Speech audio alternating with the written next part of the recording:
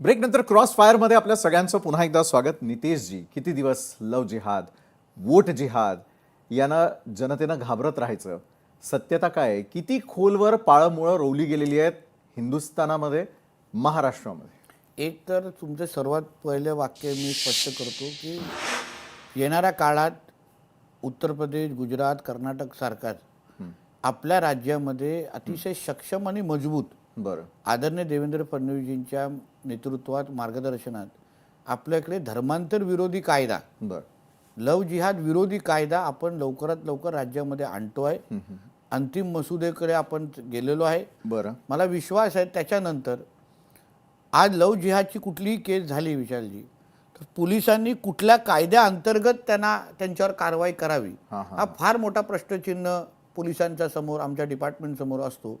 एकदा तो कायदा अंमलात आल्यानंतर हे जे काही लव जिहाद करणारे हे जे जिहादी आहेत, ज्यांना आमच्या देशामध्ये लव जिहादच्या माध्यमातून हिंदूंची जनसंख्या कमी करायची आहे, बरं, गजवाय हिंदच्या अंतर्गत ह्या देशाला इस्लाम राष्ट्र बनवायचं आहे, त्या सगळ्यांचे मनसुबे, हे सगळ्यांची मस्ती थांबेल एवढा सक्षम आमचा तो लव जिहादचा कायदा असेल. आता गेल्या 2 दिवसा अगोदर नालासोपाऱ्यामध्ये एक केस झाली जिथे आपल्या अशाच एक हिंदू मुलीला एका लव जिहाद करणाऱ्या या मुस्लिम समाजाच्या तरुणाने फसवलं. आणि नुसतं फसवलं नाही विशालजी, तिचं रेट कार्ड पण जाहीर केला. बापरे, धक्कादायक आहे. म्हणजे विचार करा, तुम्हाला अगर कोणावर प्रेम असेल तर तुम्ही त्याच्याशी लग्न एक मुस्लिम म्हणून करू शकता ना. तुम्हाला त्याचा धर्म कशाला बदलायचा आमच्या हिंदू तरुणाचा? तिथेच तो मुद्दा सुरू होतो.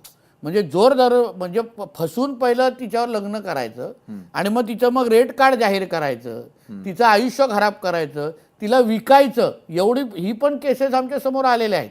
कुठे सौदीच्या समोर सौदीच्या लोकांसमोर तिला विकायचं, हे रेट कार्ड ह्यांचे ठरलेले आहेत. आता ह्या सगळ्याच्या विरोधात आमच्या ज्या हिंदुत्ववादी संघटना आहेत, आमच्यासारखे हिंदुत्ववादी विचाराचे जे कार्यकर्ते आहेत, अतिशय सक्षम कडक भूमिका आम्ही वारंवार घेत असताना तुम्ही अनुभवलेला आहे.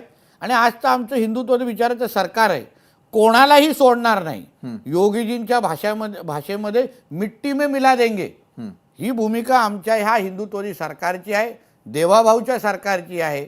आणि म्हणून विश्वास देतो येणाऱ्या काळामध्ये लव जिहाद करणारे हे जे कोण जिहादी आहेत ना, त्यांचे पाय हात कापतील एवढी अशी स्पष्ट भूमिका आमच्या सरकारची असल्यामुळे कोणालाही सोडणार नाही, हे मी तुमच्या चॅनलच्या माध्यमातून त्या सगळ्या जिहादांना सांगेन. बरं, तुम्ही थेट इशारा देऊन टाकलेला आहे. दुसरा एक महत्त्वाचा मुद्दा, इशारा ना, धमकी म्हणतात त्याला. धमकी आहे तुमची. बरं, ठीक आहे. धमकीनंतर काय प्रतिक्रिया येतात? कारण अनेक वेळेला असं होतं की असदुद्दीन ओवैसी असतील किंवा MIMचे नेते मंडळी असतील, ते थेटपणे मग तुमच्यावरती टीका करतात. त्यांना काय इशारा द्यावा असं वाटतं? जिहाद्यांना खरं म्हणलं आम्ही मोजतच नाही. काय फरक आहे हो PFI, ISI आणि MIM मध्ये? सांगा तुम्ही मला. कुठला राजकीय पक्षाचा पुढारी 15 मिनिट के लिए पुलिस को हटाओ, हम देख लेंगे, हे कुठल्या राजकीय पक्षाची भाषा असते? कुठला राजकीय पक्ष हिंदू समाजाला कुत्र्याबरोबर कुत्र्याच्या ह्याच्यावर तुलना करतो? कुठला राजकीय? आणि अशी भाषा अगर आमच्या भूमीमध्ये होत असेल तर ह्या जिहाद्यांना आम्ही आमच्या भूमीमध्ये, आमच्या हिंदू राष्ट्रामध्ये त्यांच्या सभा किंवा त्यांना राजकारण करायला द्यायचं का, हा विचार करायला पाहिजे ना. बरोबर आहे. तुम्ही ज्या टिप्यानी, त्याला टिपू सुलतान म्हणून आम्ही त्याला टिप्या म्हणतो, ज्या टिप्याने असंख्य हिंदूंचं धर्मांतर केलं, त्याला तुम्ही देवासारखा मानता. ज्या औरंग्याने आमच्या संभाजीराजेंना 40 दिवस त्याचे हाल करून करून मारलं, त्या औरंग्याला तुम्ही मांडीवर घेऊन बसता. अशा ह्या MIMच्या कार्ट्यांना आपण महाराष्ट्रामध्ये काय सभा घ्यायला देतोय? का त्यांच्या भाषणं आपण ऐकतोय? त्याला लव जिहादच्या केसेस अगर पाहायचे असेल, म्हणून तर मी परवा बोललो ना, दाढी पकडून नाड्या पैजामाचा नाडा खेचून मी त्याला दाखवेल लव जिहाद कुठे होतो. बरं, तो त्यांचा छत्रपती संभाजीनगरचा कोण इम्तियाज जलील आहे, तो काय म्हणतो की हिजाब खिचणे वाले लोक, नितीश कुमारजींनी चेहरा बघायचा होता, हिजाबमध्ये खरंच महिला आहे का पुरुष आहे. कारण का विशालजी, असे असंख्य केसेस आहेत जिथे हिजाब घालून, बुरका घालून कॉपी केलं जातं, वोट दिलं जातं. त्याच्यामध्ये खरं मुस्लिम महिला पण नसते. मग अशा टायमाला अगर एका राज्याच्या मुख्यमंत्र्यांनी खरंच तो हिजाबमध्ये महिला आहे का हे बघितलं असेल तर त्याच्यावर चूक काय? मग इम्तियाज जलील काय स्टेटमेंट देतो की उसका हात तोड देंगे. मग गोवंडीमध्ये एका आमच्या देवीच्या मूर्तीला अगर तुम्ही विटंबना करता, हात तोडता, मग त्यांना फक्त पोलिसांबरोबरपर्यंत शिक्षा ठेवायची का? जशास तसं उत्तर द्यायला हवं. हं? मग आमच्या भावना भडकत नाही का?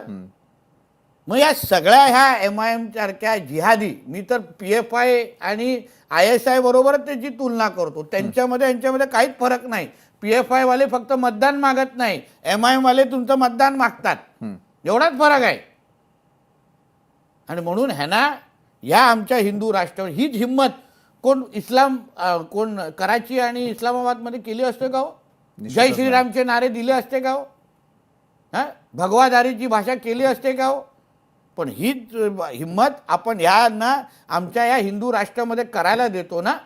आणि हे पाहिजे ते बोलतात, आमच्या नरेंद्र मोदीजींबद्दल बोलतात, आमच्या अमित शहाजींबद्दल बोलतात, आणि आपण सहन करतो.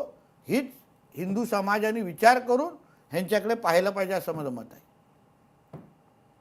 बरं, मला एक सांगा की यंदाची